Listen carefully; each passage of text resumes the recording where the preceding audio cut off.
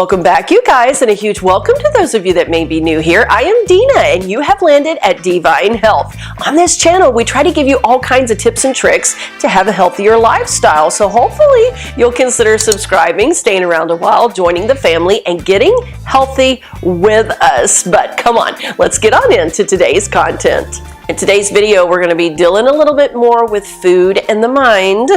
We've covered that topic a couple of times already on this channel, and I told you we'll continue talking through some of these points as long as there are points to talk through, because if you're anything like me, being driven to overeat and the way that we abuse food most often has to do with the state of mind, not really a physical issue at all. Now it can, because as we overeat, we do build up certain chemicals or chemical dependency, such as sugar, in our bloodstream, and the chemical processes really can then drive the hunger or drive us to eat. But most of us got in the condition that we're in with overeating and abusing food because of a mindset, because things just really were a little off in our thinking. And that's kind of what we've been tackling in some of these videos. Hopefully they've been helpful to you so far. Hopefully you've been able to see yourself through some of the examples that I've been able to give you. And if you have further topics that you want us to discuss according to this issue with the mind,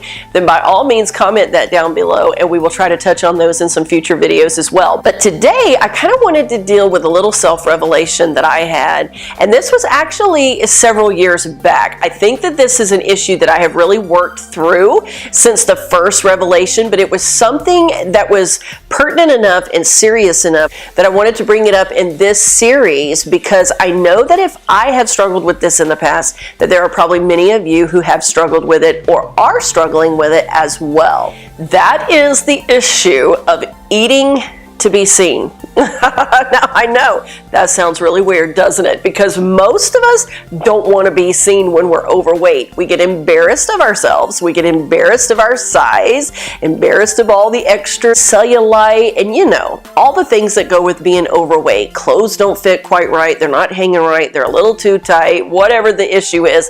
Most of us try to hide whenever we're overweight. We don't want pictures taken. We avoid social settings as much as possible. We kind of seclude ourselves in our homes. Well, at least I tend to do that whenever I'm packing a few extra pounds. So to think that we're overeating because we want to be seen, it seems like such an oxymoron, doesn't it? Well, I never would have put the connections together in a million years of eating to be seen, until one day I really just felt like the Lord revealed that to me concerning my own personal journey. At the time of this revelation, I had been on a weight loss journey for about 6 months at the time. This was, like I said, several years back, and had lost quite a bit of weight. At that point, I believe I had lost somewhere around 50 pounds from the heaviest point that I was then, and was doing really, really well, and just, you know, clicking along, sticking to the diet, doing all the things I was supposed to do with exercise for my body. And then one day I was walking into my bedroom, and from my doorway in the hallway there, we had a big dresser that had a huge mirror that faced the hallway. So when you entered into the bedroom, the first thing that you saw was your reflection in that mirror. And as I was walking through that day, I can remember that I had on a pair of shorts and just a tank top, lounging around here in the house, and I could see my legs in the reflection of that mirror and noticed how small they were looking. I could actually see some daylight in between them, which those of you that have ever had to struggle with weight issues before know exactly what I'm talking about. When you can start seeing some daylight in between your legs, you really feel like you've done something good, huh? Yeah, so that's the point to where I was in this weight loss journey. And I caught sight of my legs and noticed that daylight coming through those legs there and thought, wow, I've really lost a lot of weight. Oh my gosh, I'm not going to be noticeable anymore. I was like, what? Like, it froze me in my tracks, literally. I stopped right there and looked in that mirror and said, Deena, what are you talking about? Never in a million years had I ever associated my overeating with the thoughts of feeling unimportant or kind of inconspicuous in the world, if that makes sense. I had been subconsciously overeating to make myself larger so that I would be a presence in a room, because apparently I had been feeling that I was invisible. Now I know it didn't make any sense to me at the time either. It just really did not. But I do have to say that as I started working through that thought process and I started praying about that issue, I was like, wow, I didn't really realize that I felt that invisible.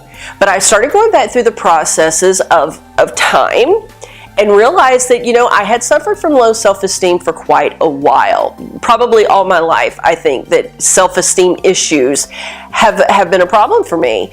And there were times that I can remember trying to have a voice and not really being heard, if that makes much sense to you.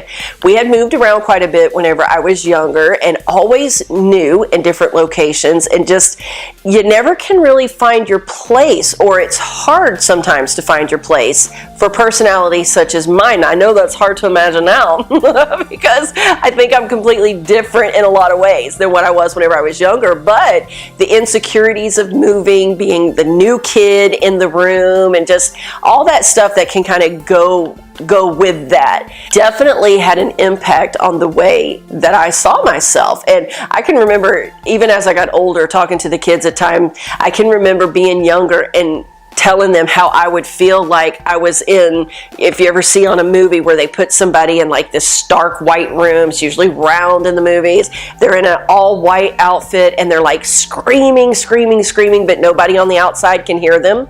Yeah, you know what I'm talking about? Can you get a visual there? That's how I can remember feeling about myself, is that there were so many times that I felt like I had something to say, but didn't feel like I was being heard. And that was just an issue that I really struggled with a lot. And I guess through working through that process in my mind, putting the connection together that feeling unimportant, feeling invisible, feeling like you're not noticeable, or that your input in situations might not be really valuable, that people kind of overlook you whenever it comes to picking teams, or, you know what I'm trying to say? Just that whole thought of feeling like I don't matter much. Like what value does my life here on earth have? And am I really very important at all to anybody? You know what I'm saying? It's just sometimes things that we go through in our minds, and you may not even can pinpoint down exactly what it is that has made you feel that way.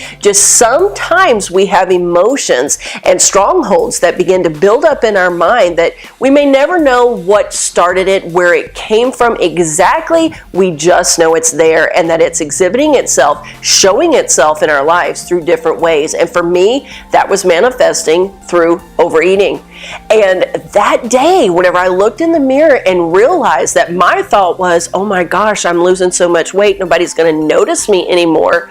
That was a weird thought and a scary thought, but a very revealing thought that I was doing this to myself as some subconscious way of making a large presence in a room, of making a statement with my body that, you know, there's no way I can be invisible now. People have to notice me because I'm so large.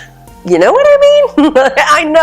I know it all sounds weird. I know it does. No matter how much I try to explain this to you, it's probably going to sound weird unless it's resonating with you, and maybe something that you've been dealing with as well. Maybe you've been dealing with it, and like me, you didn't even know you were dealing with it until even this very moment, and hearing me say it has kind of quickened something to you that, wow, that's why I'm overeating too. It's just so strange how that different thought processes can drive us to do things, and until we really sit down with some honest self-evaluations, it's kind of hard to figure all that out and put the pieces together. But I can guarantee you, if you will just get honest with yourself, if this is where you have found yourself in the past or where you find yourself now, get honest with yourself and realize that your life absolutely has great value. I tell you guys all the time over on DeeVine DeeZine that you were created with purpose, and I absolutely believe it.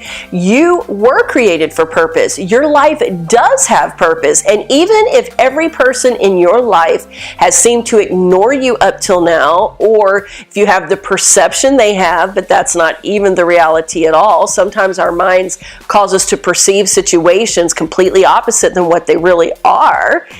Know that you do have value and that you are important, that you do have a voice that can actually change culture and that can be a viable part of the culture around you, your environment around you. I want you to know that. I want you to know that deep down inside, that you absolutely have purpose, you have value, you are noticeable, and you do have a voice. And tell yourself that and believe it. If you have to stand in front of the mirror every day for the next week or even the next month and tell yourself, I have purpose, I am important, and I do have a voice, then tell yourself that, because the more you can speak that over yourself, the more your spirit's going to begin to believe it, the more your soul is going to absorb that, and the quicker you're going to be to getting the healing that you need to get away from using food as the solution. Because it really is not a solution at all. It causes so many more other problems that we'll address at a later date. But anyway, I wanted to share that with you because it is part of the process of getting well in the mind. At least it was for me. And I know that if it was for me, that there are other people that are struggling with that too. And hopefully that's helped shed a little bit of light there. If you feel like you want to talk about it further, you can please feel free to message me through email, DeeVineDeeZine@yahoo.com, and I'll be happy to talk with you the best that I can. Or maybe you're in a situation where you're already seeing a counselor, or maybe you need to see a counselor. Bring this up with them and let them help you work through those emotions and those processes so that you can get well and stop using food as a solution. In the next Food in the Mind video that we do, we're going to be talking about why we eat, or how we eat, or the fact that we eat to protect ourselves. That is a big one. That's a big one, and I'm sure a lot of you are going to be able to resonate with that. So stay tuned, subscribe to the channel so that you won't miss it whenever that video comes out. Make sure you click that bell so that you will know every time a new video comes out, because I believe that these are going to be truly helpful and we can learn from them and we can get better. I want to thank all of you so very much for watching today, and I want to remind you that it really is possible to walk in divine health. I'll see you soon in the next video.